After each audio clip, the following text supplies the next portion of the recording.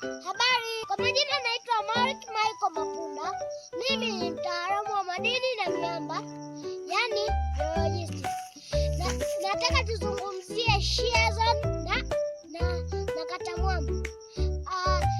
Sitaki kuzungumzia sehemu nyingine.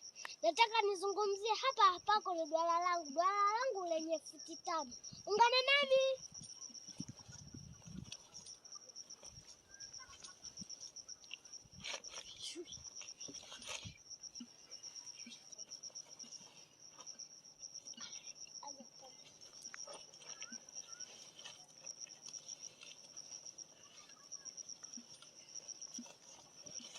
Uchimbaji inahitaji umakini na tahadhari.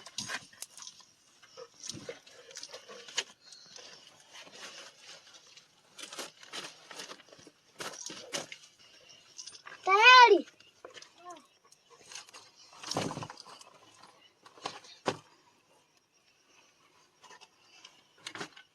Kama nilivyowaambia, naonyesha shear zone. Shear zone ni hivi hapa vipande vilivyokaa kama slice ya mikate vilivyokandamizwa na miamba, yani na kwa mbali kuna quads.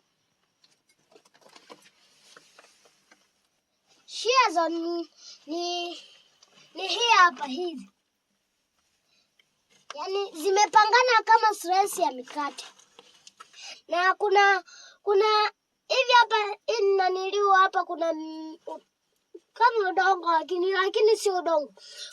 Hivi hapa hivi huruhusu maji yanayobeba dhahabu kupenyeza kwenye miamba. Wachimbaji wengi wadogo wanaogopa kuchimba kwenye shear zone. Wanaogopa kukutana na kata mwamba.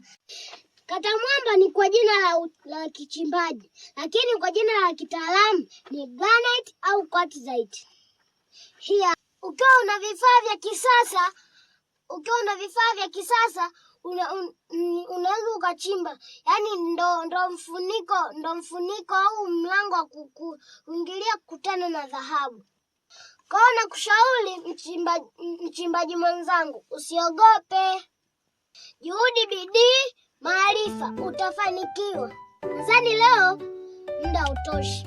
Tutajifunza siku nyingine. Kama una maswali, tuma maoni yako. Bye bye.